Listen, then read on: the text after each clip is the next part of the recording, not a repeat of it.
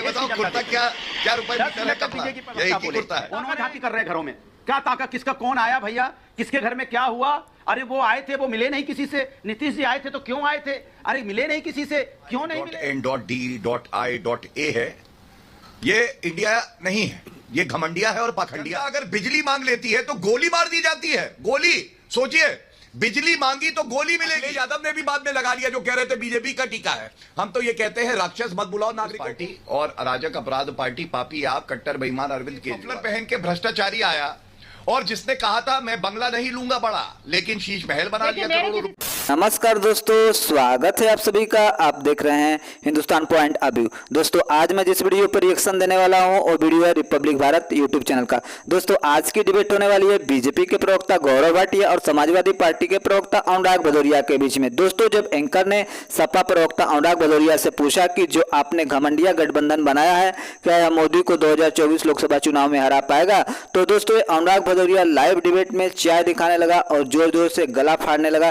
तभी गौरव भाटिया ने इस हरे तोते के हरे कपड़े के दाम पूछने लगे और इस भदौरिया के हरे कपड़े को फाड़ डाला। दोस्तों यदि आप चैनल पर नए हैं या चैनल को अभी तक सब्सक्राइब नहीं किया तो प्लीज चैनल को सब्सक्राइब किए बिना मत जाएगा। तो चलिए हम लोग मेन वीडियो को स्टार्ट करते हैं। अरे बोल लूं प्रभु, अरे मैं बोल लूं मैं ऐश्वर्या जी बोलूं तो और क्या कर रहे हैं? बोलूं ऐश्वर्या जी, देखिए ये मेरे हाथ में क्या है, तो आराम से पी रहा हूँ चाय, हैं? आराम से। पता है क्यों? क्योंकि मुझे पता है मैं चाय आराम से क्यों पी रहा हूँ, पता है आपको? क्यों? क्योंकि हमें मालूम है कि भारतीय जनता पार्टी का बचा नहीं है, इसने हार मान ली है। आप सुनिए, हार मान ली है। क्योंकि हम शांति से इसलिए हैं क्योंकि भारतीय जनता पार्टी परेशान है, वो खड़बड़ाई हुई है। सोचिए, आप कह रहे हैं इंडिया बोलने से भी कतरा रहे हैं, इंडिया बोलने में INDIA, फिर आस्ते से कहते इंडिया खा जा रहे हैं और फिर कह रहे जिंदगी झंडबा, फिर भी ए नहीं है इसका, जिंदगी झंडबा फिर भी घमंडबा। ये है भारतीय जनता पार्टी के लिए सूट करता है। एकदम खत्म हो चुके हैं, कुछ बचा नहीं है। कम से कम कुछ नहीं बोलना ही सीख लीजिए, झंडबा फिर भी घमंडबा। अगर नहीं भोजपुरी आती तो सीख लीजिए, प्रभु कोई दिक्कत नहीं है, उसमें कोई शर्म की बात नहीं है। अगर भाषा नहीं आती है तो उसमें कोई दिक्कत नहीं है। उत्तर प्रदेश की जनता देखते हैं। अच्छा ये बताओ कुर्ता क्या रुपए मीटर है कपड़ा? ये एक ही कुर्ता है। उन्होंने समाजवादी की बात की, कांग्रेस की बात की, RJD की बात की, JDU की बात की और जनता बेचारी टकटकी लगाए देख रही थी कि भैया अभी बोलेंगे मेरे बारे में, कुछ तो बोलेंगे, सरकार है कुछ बोलेंगे। अभी एक बार महंगाई का मां तक नहीं बोला, बेरोजगारी का बा तक नहीं बोला, किसान का का तक नहीं बोला, महिला समस्या का मां तक नहीं बोला। तो ये क्या देश का भला करेंगे जो असली मुद्दों पे बात ही नहीं करना चाहते? ये ताका झांकी कर रहे हैं घरों में, क्या ताका, किसका कौन आया भैया, किसके घर में क्या हुआ? अरे वो आए थे, वो मिले नहीं किसी से। नीतीश जी आए थे तो क्यों आए थे? अरे मिले नहीं किसी से, क्यों नहीं मिले? अरे भैया इतना समय बर्बाद कर रहे हो, नीतीश जी, अखिलेश जी, ममता, गौरव जी वापस आ रहे हो, जयंत चौधरी, फला। अरे इतना समय जनता के बारे में सोचिए जिन्होंने आपको चुना है। इससे साफ जाहिर होता है कि आप हार मान चुके हो, तभी हम आराम से चाय पी रहे हैं। मुझे पता है हार मान चुके। नहीं आप चाय पीजिए आराम से, जनता डिसाइड करेगी क्योंकि हार चुके हैं। रिलैक्स, जरूरत नहीं। अनुराग जी रिलैक्स। गौरव जी आ रहा हूं। ऐश्वर्या जी देखिए, सबसे पहले तो ये कहूंगा ये जो I.N.D.I.A है ये इंडिया नहीं है, ये घमंडिया है और पाखंडिया है।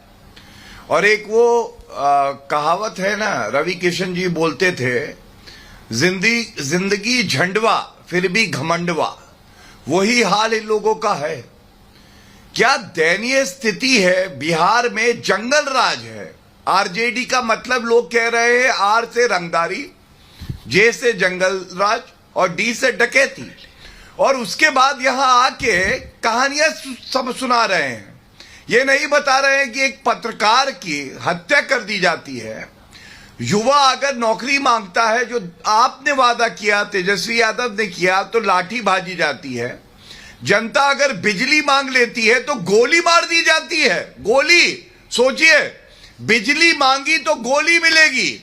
और नीतीश कुमार वो पलटू राम है। नीतीश कुमार जी से पूछा जब उनके मंत्रिमंडल की शपथ हो रही थी कि ये जो आपके कानून मंत्री हैं इनके खिलाफ तो नॉन बेलेबल वारंट है, तो उन्होंने कहा ये मुझे क्या पता।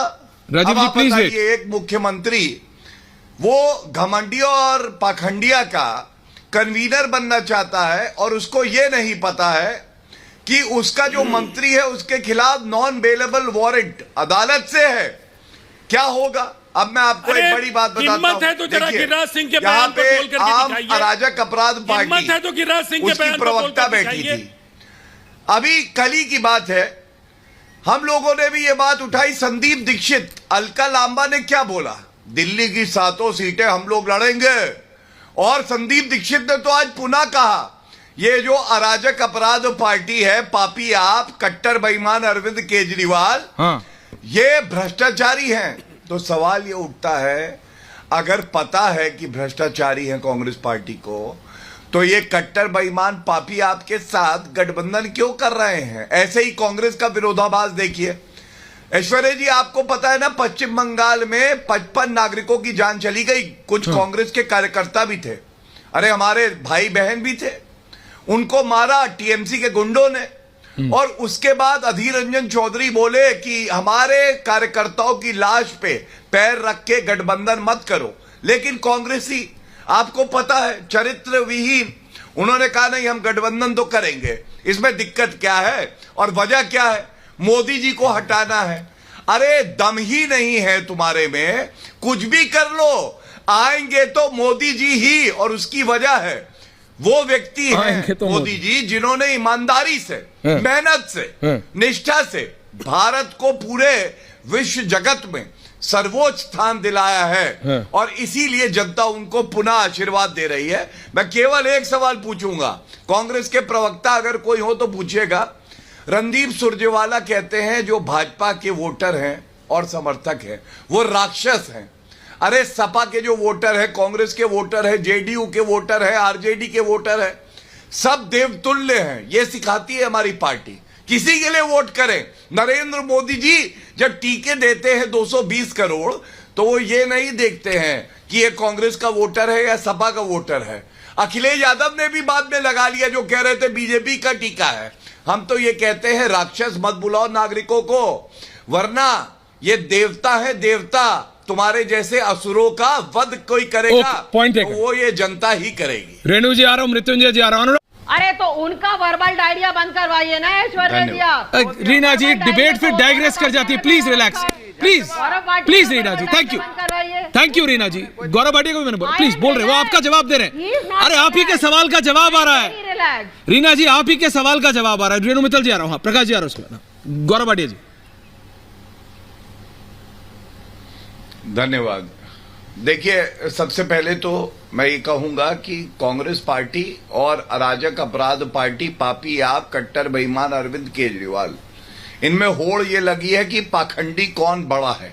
और मैं नहीं कहता हूं, मैं कोई अपशब्द रीना जी नहीं फिर कहना बीच चाहता। में आप बोली, कोई नहीं बोला बीच में। शांत कराइए रीना जी, ऐसे नहीं हो पाएगा। रीना जी जवाब बोली, मैंने किसी को बोलने दिया? अनुराग भदौरिया तक को मैंने नहीं बोलने दिया। अब आपका जवाब आ रहा है, आप ही बोल रहे हैं बीच में। Please ma'am, thank you. जवाब।